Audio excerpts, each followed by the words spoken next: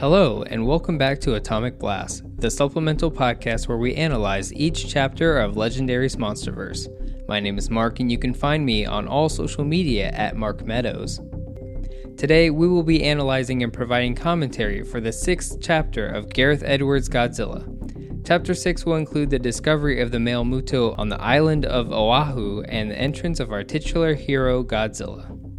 Now, there's a lot to dive into with this chapter, but overall what really succeeds is the suspense that is building from each individual viewpoint in every scene. The emerging viewpoints build towards the reveal of both the male Muto and of course Godzilla, whom we've been anxiously waiting for. In each scene, we will also notice how Gareth frames the events as being observed by humans to illustrate the scale and intensity of these monsters. Chapter 6 will begin with Dr. Serizawa overhearing Captain Hampton inform Admiral Stenz that a Russian nuclear submarine had gone missing from the northern part of the Pacific Ocean, but now a distress signal is being picked up from the island of Oahu.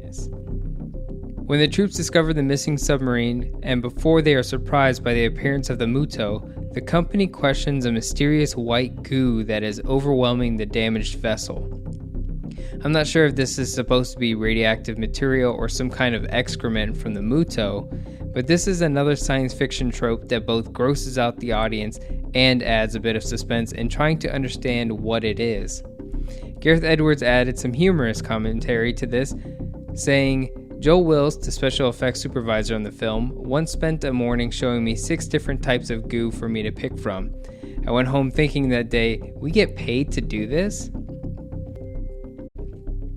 Since we're on the topic of tropes, it's time we started talking about Godzilla because, of course, his grand entrance happens in this chapter. The build-up begins with Dr. Serizawa witnessing Godzilla's dorsal plates slice through the ocean's surface as Godzilla swims past the Navy and straight towards Honolulu. Godzilla, being a creature that rises from the ocean, dates back to the original 1954 film, and to this day, it is a tradition to showcase the monster in this way. Toho Studios used to have a famous wave pool that they used for many of their special effects films, although Toho retired the pool sometime during the 21st century, but I'm pretty sure there is not a single Toho Godzilla film that hasn't utilized the wave pool, unless the pool was retired before Shin Gojira in 2016. This scene of Godzilla's dorsal plates being the only visible part of him in the ocean can also be an homage to the first American Godzilla film from 1998 that also introduced its Godzilla similarly. I know Godzilla 1998 is a polarizing film for most Godzilla fans, but the Godzilla Rises scene is a well-produced bit of cinema from Roland Emmerich, even if the rest of the film is questionable. Some of the filmmaking approaches in that film and the unproduced one in 1994 definitely influenced what was executed in this film. What is original about Godzilla's entrance in this film is that his presence causes a tsunami that decimates most of the Hawaiian city. This is a great addition to the character's mythos, using a natural disaster to connect the audience to destruction caused by giant monsters. The receding shoreline is also a great way to add an alarming amount of suspense.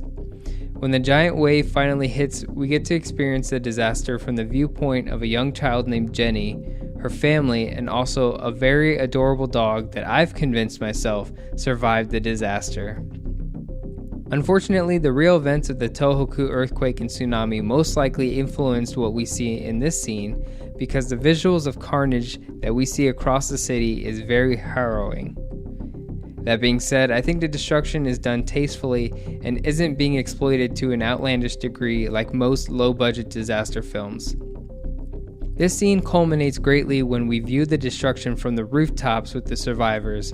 The music of Alexandre Desplat builds up to a climax, and then we reach another building, the music stops completely, and several flares are fired into the sky.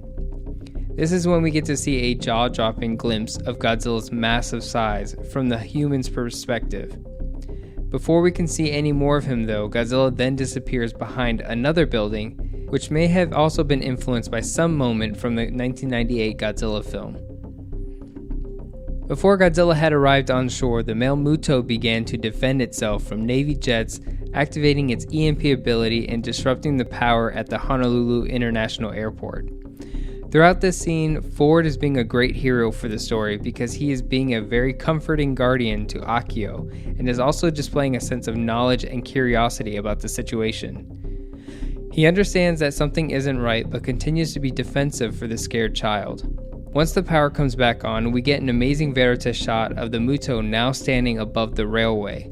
This moment works so well for me because you really feel like you're on this ride with Ford and the other passengers, heading toward this giant monster, all while military helicopters are attacking it. Both of the original films for Godzilla and King Kong feature a moment similar to this where a train is put into harm's way. There also used to be a theme park ride at Universal Studios called Kongfrontation, based on the 1997 King Kong film. Guests rode in a tram vehicle and would experience a special effects show of King Kong destroying a facade of New York City. This very important scene was the first moment that Matt Alsop storyboarded for the film, and was needed very quickly by Gareth Edwards for a presentation at Warner Bros. This is how the two met, and Gareth Edwards said that if Matt had not been involved with the film, stylistically it would be a totally different movie. Matt is purely a concept artist and had never done storyboarding before, but if you look at his work and match it up with the film, it was very surprising to both him and Gareth how it ended up looking just like Matt's work. We get a better look at the male Muto in this moment, and we can notice a few interesting design motifs that we couldn't notice before. First are its resting wings, because it's not normal for any animal to walk with its wings open like that. The reason for this animation comes from Gareth Edwards wanting to have the creature to invoke a caped presence similar to the vampire Dracula. We can also see that the Muto has an interesting color pattern that we couldn't notice before, with white markings along its body. I'm not sure if this skin pattern changed when it hatched or due to recently consuming radiation, or if the white goo from earlier bears any correlation. The next and final scene of this chapter is what we've all been waiting for. This scene was first presented at San Diego Comic-Con back in 2012 and was the very first glimpse of what Godzilla 2014 would accomplish. While Matt Alsop worked on the storyboards for the Muto attacking the tram, Gareth Edwards worked on piecing together a teaser video that would capture the serious and grounded tone. The teaser uses a concept of El Gusano Gigante from the 1998 animated Godzilla series, but was just a placeholder monster to show that Godzilla would be fighting another monster. Producer Thomas Toll recalled his first viewing of the teaser, saying Gareth Edwards emphasized a sense of real disaster and not a stylized movie disaster. We wanted it to evoke a sense of loss, that pit in your stomach that translates to "oh my god." After presenting the teaser to Legendary Pictures, Gareth was asked to make a surprise reveal at Comic-Con a week later. The attendees knew to expect presentations for Pacific Rim and Man of Steel that day, but the Godzilla teaser and presentation was completely top secret. The concept of the victims watching a helicopter explode into a domino effect with the parked Airbuses was based on the idea of aquariums. Gareth and Matt wanted it to feel similar to how you observe dangerous animals from a space that makes you feel safe even though you truly aren't. The overall shape and design of Godzilla was created by Matt Alsop, but Gareth continued to experiment with the look just to test different versions. Different animals were used to accentuate Godzilla's features, such as dogs, bears, and eagles. They also wanted Godzilla to have features that made sense for an ancient terrestrial organism that could also live deep underground and water. Maintaining a silhouette that resembled the Toho Godzilla was mandatory, but they also wanted to make a Godzilla that could truly be accepted as an animal of nature. The new roar for Godzilla was created by sound designer Eric Adal.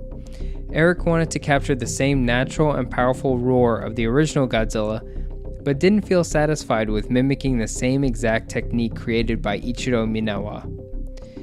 Instead of using a contrabass and resin-covered glove, Eric experimented with various metal frictions using dry ice. Eric states that the supercooling of the dry ice starts contracting and vibrating the metals, producing a shrieking yet bellowing noise that became the basis of the updated roar. And that about does it for today's episode of Atomic Blast. If you have any questions or want to discuss any and all things Godzilla, you can find Atomic Blast on Twitter at Atomic Blast Pod or me personally at Mark Meadows on all social media. And if you've enjoyed everything you heard today and want to show your appreciation, consider leaving a positive review or tell your friends about the show. With all that said, I hope you check out the next episode, and I will see you then.